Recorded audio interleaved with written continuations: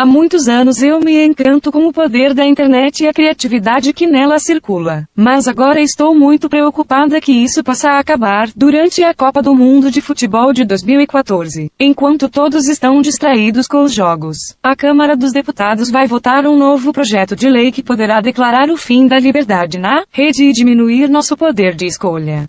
Os únicos beneficiários desta proposta são as gigantescas e lucrativas empresas de telecom. Nós podemos dizer aos nossos representantes para proteger nossos direitos e salvar a internet livre. O princípio da neutralidade da rede, se efetuada por garantias regulatórias, restringe operadores de interferir, por qualquer meio sobre o conteúdo do tráfego de dados que flui através de suas redes. Se o princípio da neutralidade da rede não for respeitado, os operadores podem começar a cobrar uma taxa de pedágio arbitrária para obter as informações que passam em suas redes.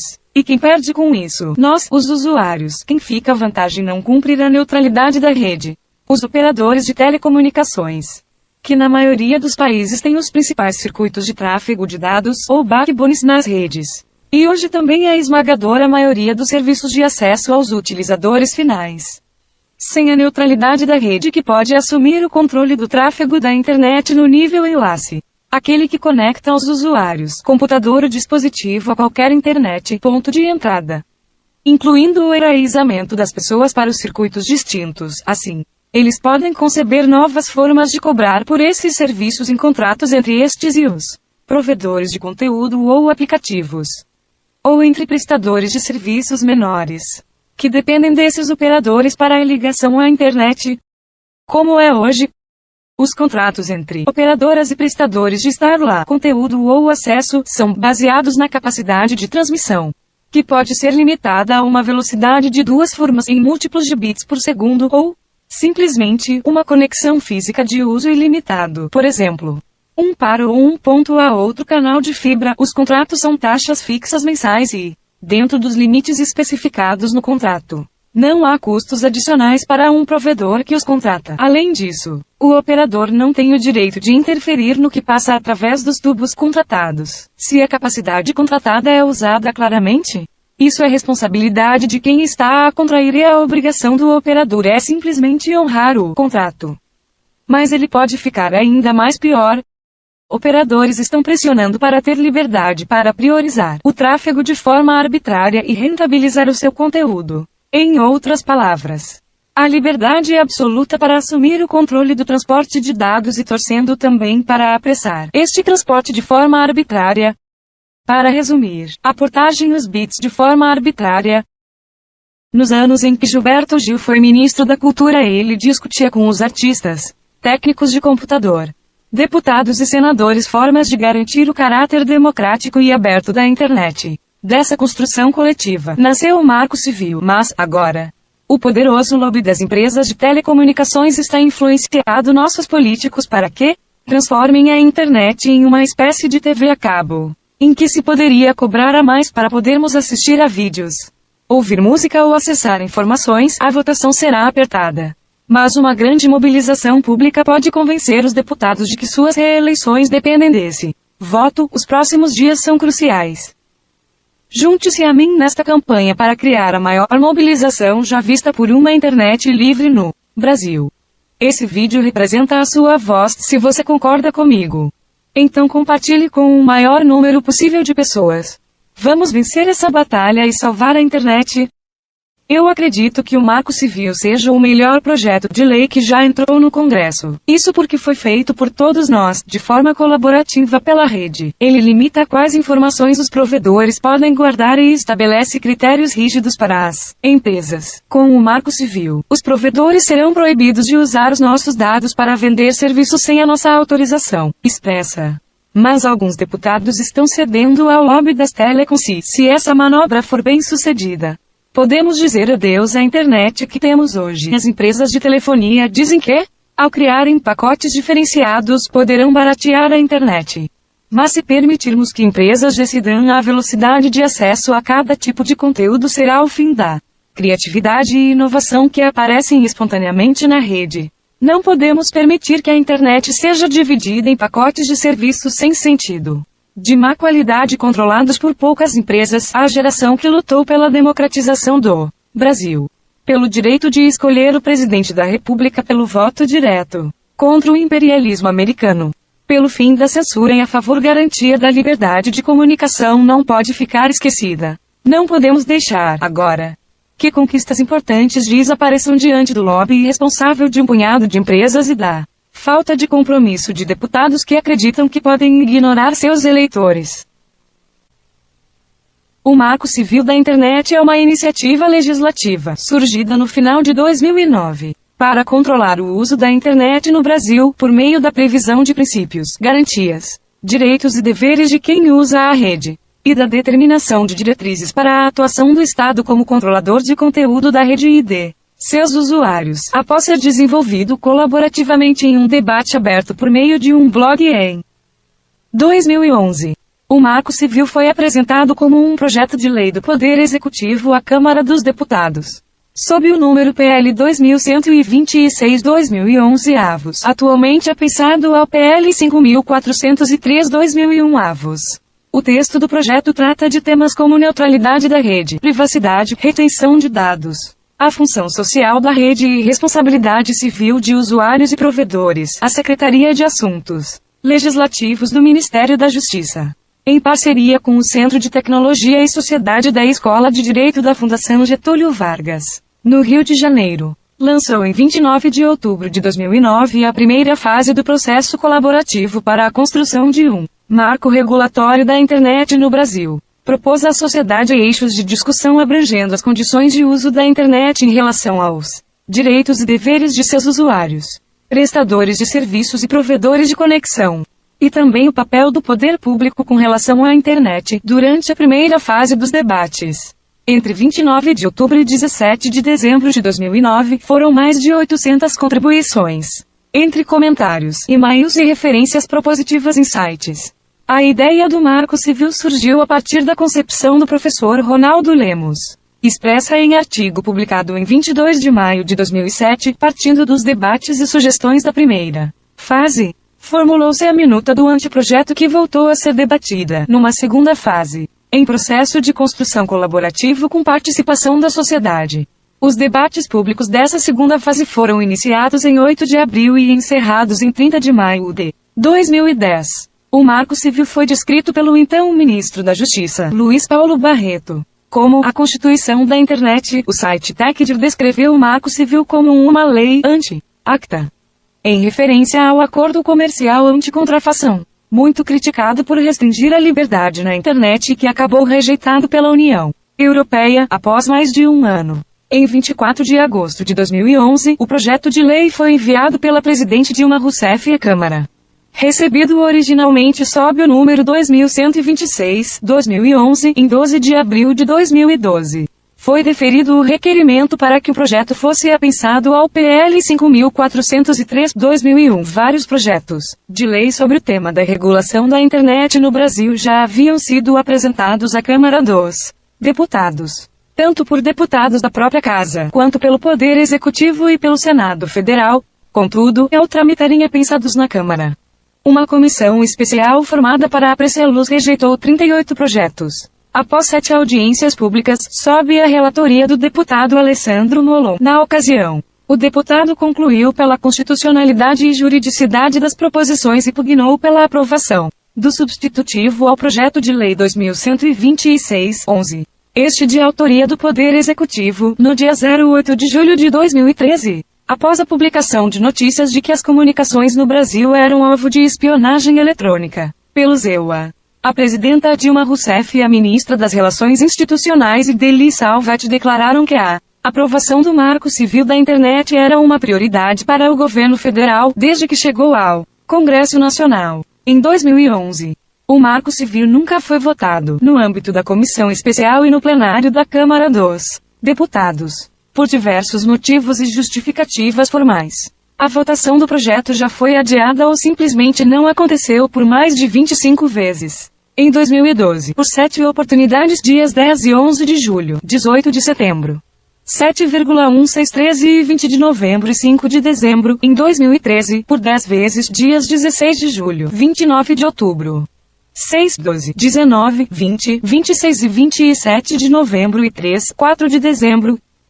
E em 2014, mais das datas, dias 4, 5, 11, 12, 18, 19, 25 e 26 de fevereiro e nos dias 9, 11 e 12 de março. No dia 11 de setembro de 2013 foi publicada no Diário Oficial da União a mensagem de urgência assinada pela presidenta Dilma Rousseff. Com a publicação desse ato no Diário Oficial da Câmara dos Deputados, começou a contagem do prazo de 45 dias para que o Marco Civil fosse apreciado pelos deputados. O que não ocorreu. A partir do dia 29 de outubro de 2013, a pauta da Câmara dos Deputados entrou em suspensão após a aprovação pelos deputados. O projeto ainda será enviado ao Senado. Também com prazo de 45 dias para votação, o projeto de lei 2126/11 conta com 25 artigos, divididos em 5 capítulos, disposições preliminares dos direitos e garantias dos usuários, da provisão de conexão e aplicações da internet, da atuação do poder público e disposições finais. Versa que o acesso à internet é essencial ao exercício da cidadania. A neutralidade da rede, ou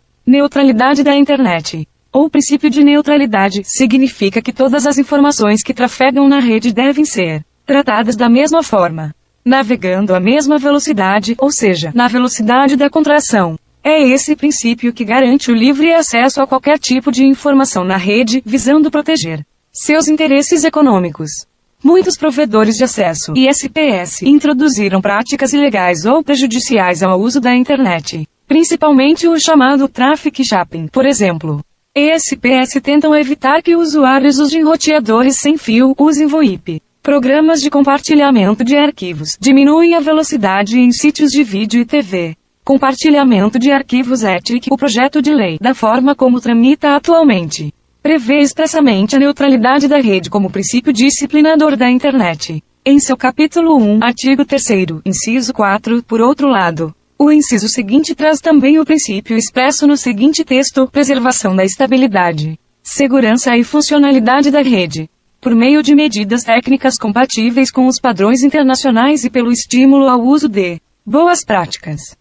Tal texto pode comprometer a neutralidade da rede no que se refere às restrições de acesso a determinados serviços e à velocidade restrita de conexão, pois, em nome de fictícias estabilidade e funcionalidade da rede, a neutralidade da rede pode ser mitigada. O outro ponto crítico é a delegação de regulamentação das hipóteses de discriminação, degradação, gerenciamento e mitigação do tráfego ao Poder Executivo, art. 9, primeiro e seus incisos. Por meio de decreto. Discriminação seria o poder de gerenciamento, por meio de interrupção de uma atividade, serviço, transmissão ou conexão. Degradação seria a mitigação, diminuição da velocidade de conexão de algum serviço, atividade ou transmissão. Artigo 9, parágrafo 2º, inciso 3.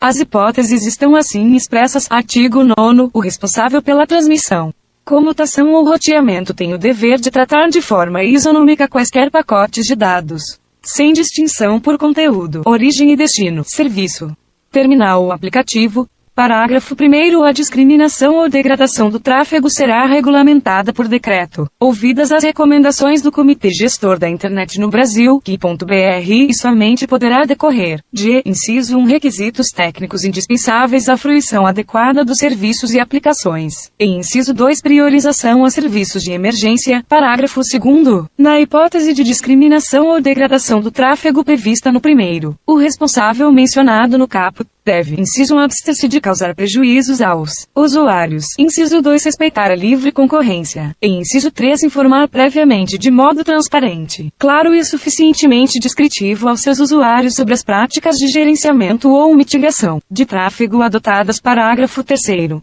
Na provisão de conexão à internet, onerosa ou gratuita, é vedado bloquear, monitorar, filtrar, analisar ou fiscalizar o conteúdo dos pacotes de dados, ressalvadas as hipóteses admitidas na legislação. Dessa forma, o dispositivo confere ao Poder Executivo, ouvido o Comitê Gestor da Internet no Brasil, CI.br, o poder de regular e abrandar o princípio da neutralidade da rede. Segundo o projeto, a obtenção de dados referentes aos registros de conexões e de acesso a aplicações de internet será condicionada à prévia decisão judicial específica e fundamentada. Os dados podem ser requeridos para a formação de conjunto probatório em ações civis ou penais. Caput do art. 17, em caráter incidental ou autônomo. desde que apresentados fundados indícios da ocorrência do ilícito. Justificativa motivada da utilidade dos registros e o período ao qual se referem os registros, versa o projeto que o provedor de conexão à internet não será responsabilizado civilmente por danos decorrentes de conteúdo gerado por terceiros. Artigo 14. O assunto é importante na medida em que há decisões judiciais condenando os provedores por seu conteúdo publicado pelos usuários da rede, por ação ou omissão, com efeito. Os provedores de conteúdo ou de aplicações alegam que não dispõem de meios técnicos e humanos para fiscalizar previamente todo o ambiente virtual.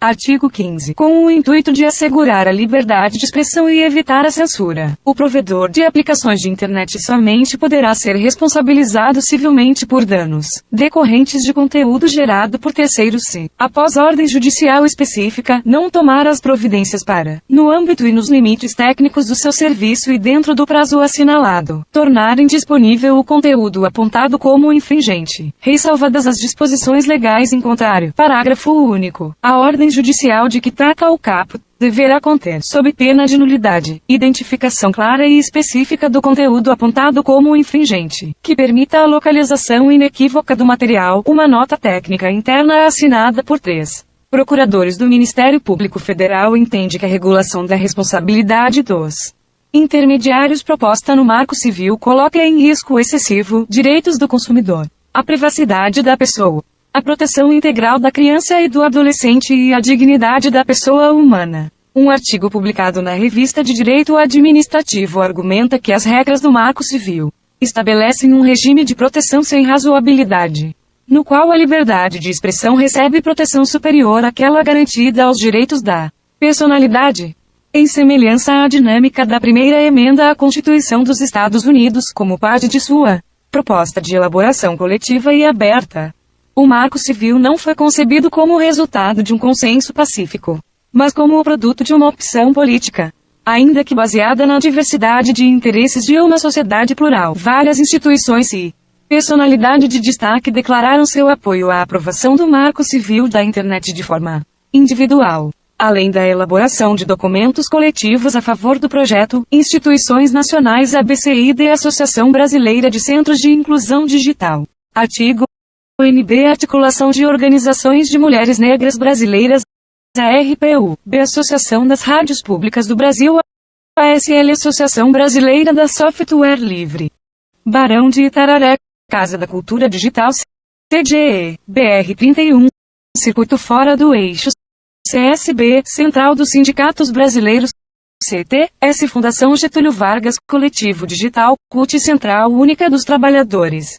Emerge, Centro de Pesquisas e Produção em Comunicação e Emergência, FITINF, Federação Interestadual dos Trabalhadores em Tecnologia da Informação, FENADADOS, GL10, Instituto da Mulher Negra, GPUPA, GP Culto FRJ, Grupo Tortura Nunca Mais, RJ, IDEC, Instituto Bem-Estar Brasil, Instituto NUPEF, Instituto Telecom, Intervozes e ZocBR Sociedade da Internet no Brasil. Movimento Mega, Mega Não e Mega Sim, NERDAC, UFRJ, Projeto Saúde e Alegria, Proteste, Rede de Cultura Digital Indígena, RNP Rede Nacional de Ensino e Pesquisa, SBPC Sociedade Brasileira para o Progresso da Ciência, tem a Casa de Criação, União Nacional dos Estudantes, Veredas, Instituições Internacionais, Access, Asociación para el Progreso de las Comunicaciones, Asociación por los Derechos Civiles, Argentina, Asociación Pro Derechos Humanos, Perú, Center for Democracy and Technology, Center for Internet and Society, India, Clínica Tecnologías Nuevas, Propiedad Intelectual y Sociedad de la Universidad de Puerto Rico, Consumers International, Fundación Red, Venezuela, Fundación Carisma, Colombia, Human Rights Foundation, Identidad Robada, ING, the European Media Platform, Index on Censorship, Internet Democracy Project, India, Internet and Principal Rights Coalition, IT for Change, India, Mozilla Foundation 35, ONG Derechos Digitales, Chile, Program on Information Justice and Intellectual Property, PIJIP, American University Washington College of Law, La Quadrature du Net, France, Europe. Reporter Sans Frontières, Petições eletrônicas, campanhas e cartas abertas em favor do Marco Civil foram elaboradas como manifestações coletivas de apoio à aprovação do projeto de lei, aprovação do Marco Civil da Internet no Brasil, Carta de Olinda, Carta do Terceiro Fórum da Internet ao Senado Federal Ansof de Marco Civil. Em favor do Marco Civil da Internet no Brasil, Civil Society Statement in support of the Brazilian Marco Civil Internet Letter from International Civil Society Organizations to President Dilma Rousseff in support of her statement at the 68th session of the UNGA. Carta das Organizações Internacionais da Sociedade Civil para a Presidenta Dilma Rousseff em apoio ao discurso na 68ª Sessão da Assembleia Geral das Nações Unidas.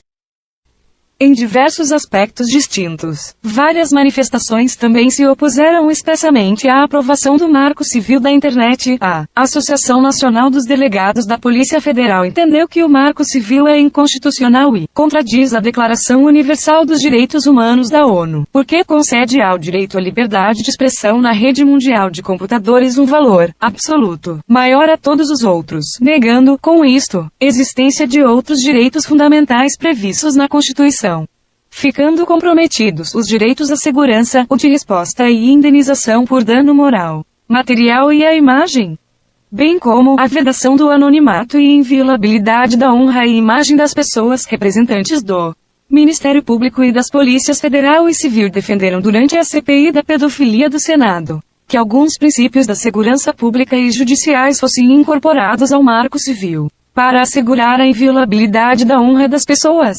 Também se manifestaram favoráveis ao aumento no prazo da guarda de logs de acesso e à obrigatoriedade da guarda dos logs de serviço, em setembro de 2012.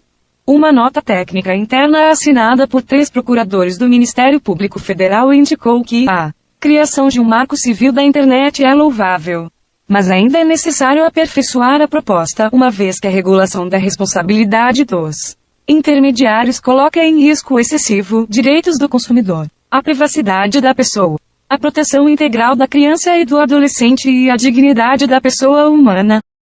Nas Filipinas, em 2012, a Magna Carta para a Liberdade na Internet, em inglês, Magna Carta for Philippine Internet Freedom, MCPIF, também foi elaborada de forma colaborativa e apresentada como um projeto de lei na Câmara dos Deputados e no Senado.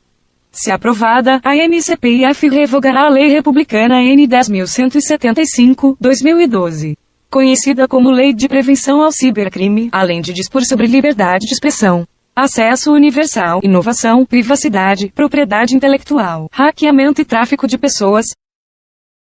Na Islândia, uma nova Constituição foi elaborada por uma comissão constitucional com o apoio da participação popular, via redes sociais como o Facebook e o Twitter, e aprovada por 2/3 da população em um referendo, mas o texto foi rejeitado no parlamento no final de 2012.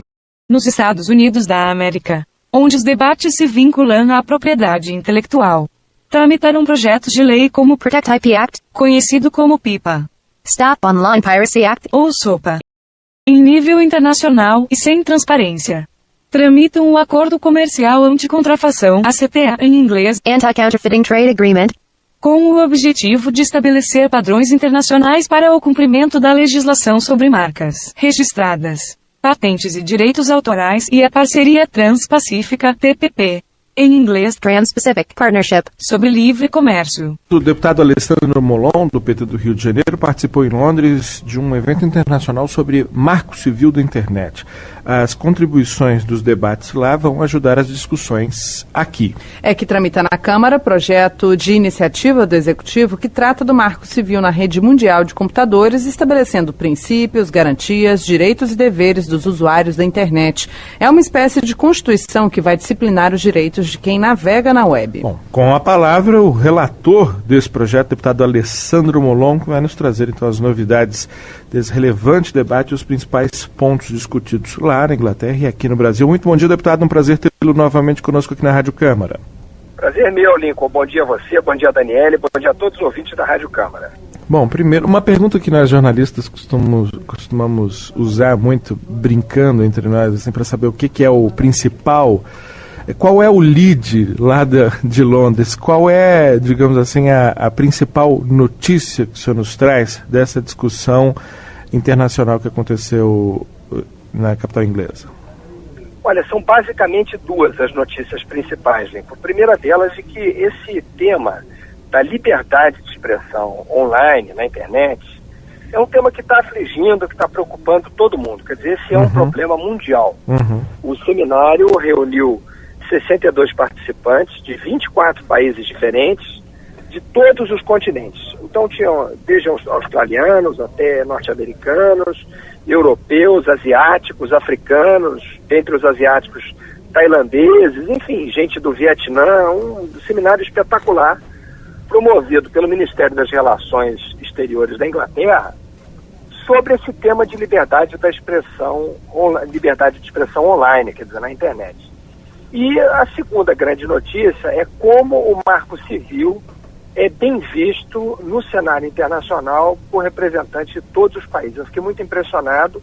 Eu fui chamado para falar sobre o Marco Civil e sobre o tema da liberdade de expressão no Marco Civil, e fiquei muito impressionado, primeiro, com o nível de conhecimento que outros países têm do projeto que nós estamos debatendo aqui na Câmara.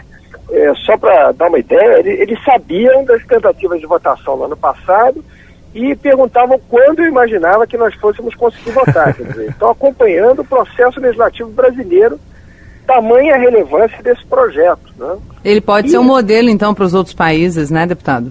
Exatamente, Daniela. Eu fiquei muito impressionado com isso, com como, de fato, a eventual aprovação do Marco Civil vai colocar o Brasil numa posição de liderança no cenário mundial sobre legislação na internet. É certamente o melhor projeto de lei em tramitação nesse momento no planeta.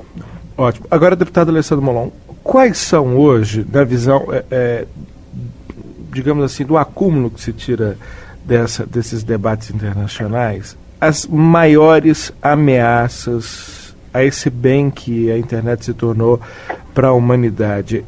São as de ordem política, institucional, estatais, ou são, como acontece em alguns países, né, de censura estatal, ou são as mercadológicas, de uma apropriação desse mecanismo pelas forças de mercado, pelas práticas de mercado, que tem colocado, sem dúvida nenhuma, em risco o uso da internet, privilégio para algum tipo de conteúdo comercial em detrimento de outros conteúdos que são livres. Qual é a impressão que o senhor tem desse debate, de qual seria de fato a maior ameaça, a estatal ou a comercial? Olha, a sua pergunta é ótima, Lincoln. De fato, são ambas. Depende do país, né? Em alguns países, o problema é o Estado. O problema é o poder público que teme a liberdade de expressão e procura controlar a internet, haja vista as inúmeras revoluções que a internet tem permitido em alguns países, né? Primavera Árabe não teria acontecido como ocorreu não fosse a internet. Então, alguns países onde regimes autoritários predominam tendem a tentar controlar a internet e, assim, limitam a liberdade de expressão online. Por outro lado, em outros países, o problema é o mercado. O problema são os interesses comerciais que colocam em risco não só a liberdade de expressão, mas também os direitos humanos em geral, né? Por exemplo, nós também debatemos lá o problema da privacidade, que é um dos temas tratados no Marco Civil. O Marco Civil protege muito a privacidade do usuário, além da sua liberdade. E isso ficou claro lá, né? Quer dizer, infelizmente, práticas mercadológicas tendem a acabar com a privacidade do usuário, tentando bisbilhotar, investigar a sua navegação, sem que o usuário saiba, para vender essas informações como mercadoria para marketing direcionado. Isso é uma violação dos direitos humanos do usuário, do direito à sua privacidade, a ter a sua curiosidade sobre o que quiser na internet, sem que alguém esteja vigiando e vendendo isso como mercadoria.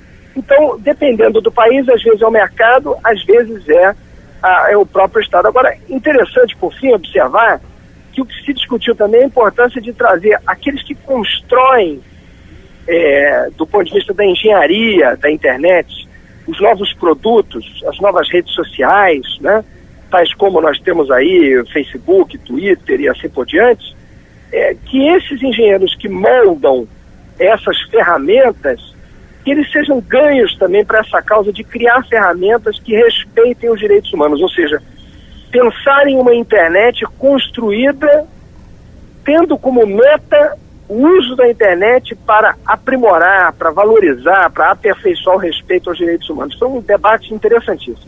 Deputado Alessandro Molon, o senhor comentou, né, que ficou impressionado que representantes de outros países conheciam o nosso Marco Civil, a nossa proposta, né? Então eu vou pedir para o senhor falar quais os pontos destacados por esses representantes de outros países que são positivos, né, que eles concordam com o Marco Civil e o que eles citaram que poderia ser diferente e que de repente até mude no seu relatório. Eles observaram, em primeiro lugar, a forte proteção à liberdade de expressão no Marco Civil. Em especial, o dispositivo que transfere para o judiciário o exame daquilo que é legal e daquilo que é ilegal na internet, sem que os provedores continuem sendo responsáveis por fazer essa triagem, né? Como hoje em dia ocorre por falta de uma definição legal. Alguém posta na rede um comentário a meu respeito, eu notifico o provedor dizendo que aquele comentário é ilegal, o provedor, com medo de fato ser ilegal o conteúdo e depois ter que responder na justiça, tira imediatamente. E isso acaba limitando a liberdade de expressão. O Marco Civil transfere essa responsabilidade de decidir o que é legal e o que é ilegal para o judiciário. Isso foi muito elogiado lá, né? Ou seja, desprivatiza-se a censura. Se for para ter alguma limitação à liberdade de expressão, que essa limitação não seja decidida por um ente privado, não seja privatizada, né? Mas seja transferida para quem de direito. E quem de direito pode decidir o que é legal ou ilegal? No nosso país, o judiciário, né? Isso foi muito elogiado. E por outro lado, assim, a proteção à privacidade também foi muito reconhecida. É uma proteção muito forte à privacidade. Na verdade, alguns países nesse ponto já estão à nossa frente, mas eles reconheceram que é um avanço muito importante que nós estamos propondo aqui no Brasil. Eu acho que esses dois pontos foram os pontos que mais chamaram a atenção.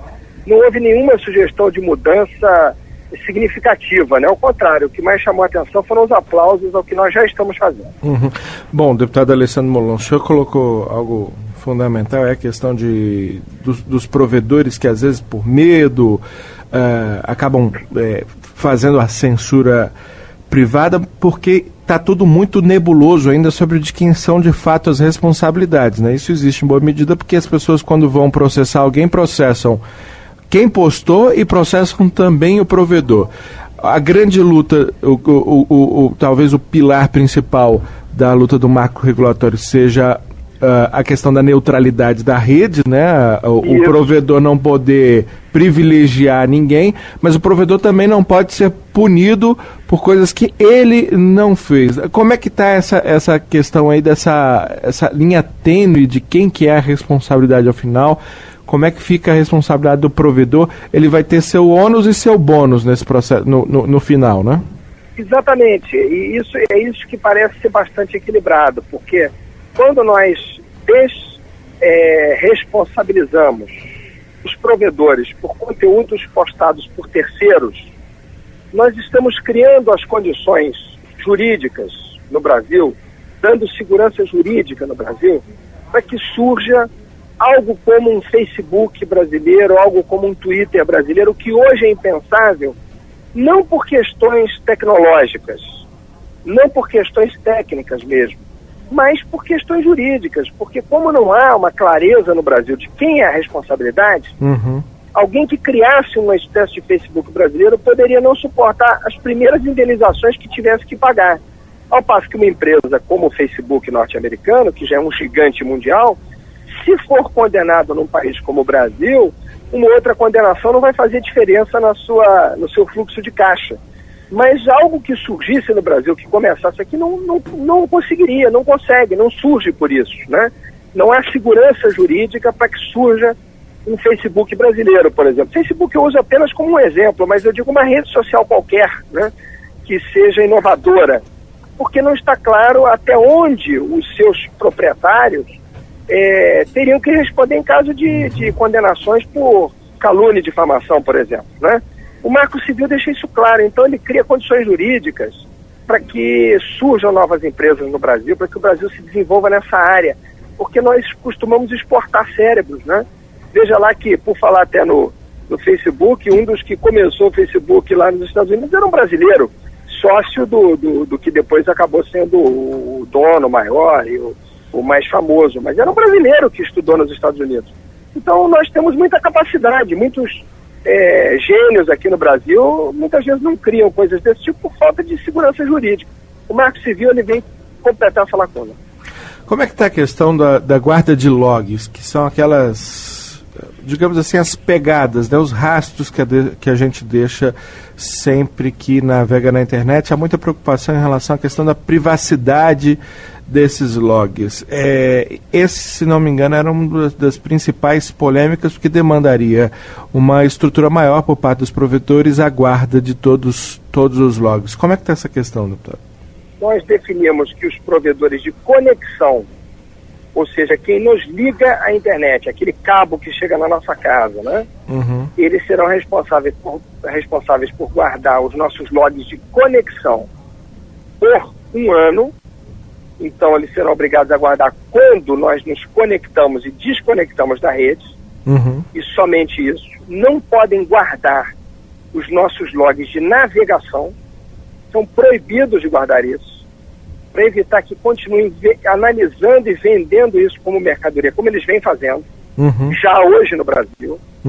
E quanto aos provedores de serviços ou de aplicações na internet, como sites, redes sociais, fica facultada a guarda dos logs de acesso a aplicativos, nestes aplicativos e somente neles, caso seja necessário para a boa prestação de serviço. Porque, por exemplo, muitas vezes uma rede social, uma série de serviços na internet, para personalizar o atendimento a você, eles precisam guardar, muitas vezes, esses logs de navegação ali. Mas a comercialização também é vedada para esses casos. Perdão? A comercialização da guarda também de logs também é vedada. Só pode ser cedido a terceiros, só podem ser cedidas a terceiros essas informações, caso o usuário autorize. Sem autorização do usuário, fica proibida. Agora, isso tem que ficar mais claro nos contratos, né? Porque às vezes vem aquele contrato enorme que a gente é obrigado a descer até o final e marcar o aceito, porque ninguém dá conta de... A regulamentação pode disciplinar uma clareza maior para esses itens específicos. A internet facilitaria, em alguma medida isso já é utilizado, que você aceite ou não determinadas cláusulas, né? E aí cabe ao provedor dizer se a negativa de todas aquelas cláusulas viabilizam ou não o contrato. É um recurso que está sendo pouco utilizado, né? Porque às vezes a impressão que a gente tem é que é quase uma venda casada. Para ter acesso a um determinado serviço, você tem que aceitar uma quantidade enorme de serviços e compromissos que não te interessam, podem te prejudicar. E a regulamentação deve ser um processo complexo, mas ao mesmo tempo muito rico, não, deputado? Não há a menor dúvida, mas além disso, em relação à cessão desses dados de navegação para terceiros, nós estamos exigindo que o usuário tenha que aceitar isso mediante consentimento livre, expresso e informado. Ou seja, não pode ser um dos 49 a 57 itens dos termos de uso. Quando se diz livre... Quando não são 200 itens, né? Exatamente. Quando se diz consentimento livre, significa que isso não pode estar condicionado à aceitação do serviço. Ou seja, ele tem que poder usar o serviço aceitando ou não essa sessão. Né? Porque a gente normalmente tem o uso negado se não houver esse aceite, né? Exatamente. Nós estamos deixando claro que para esta situação, para este caso de cessão de informações sobre a navegação, que o consentimento tem que ser livre, expresso, ou seja, tem que constar de uma cláusula específica, que diga especificamente isso, e informado, ou seja, o usuário tem que saber aquilo que ele está autorizando. Não pode ser feito de uma maneira que ele não entenda o que está acontecendo. Então, acho que dessa maneira nós estamos protegendo bastante a privacidade do usuário brasileiro. Bom, eu quero agradecer muitíssimo mais uma vez, deputado Alessandro Molon, do PT do Rio de Janeiro, sempre muito solícito em nos atender aqui e nos trazer informações sobre essa, que é uma das principais matérias em análise na Câmara dos Deputados já há algum tempo e será certamente também durante esse ano de 2013, o novo Marco Civil da Internet, o novíssimo, né, porque não temos um Marco Civil. Deputado, mais uma vez, muitíssimo obrigado, um excelente dia. Eu que agradeço, Lincoln, desejo o mesmo a você, a Daniele, a todos os ouvintes da Rádio Câmara, parabéns mais uma vez pelo trabalho sério que a Rádio Câmara sempre vem realizando. Nós é que agradecemos.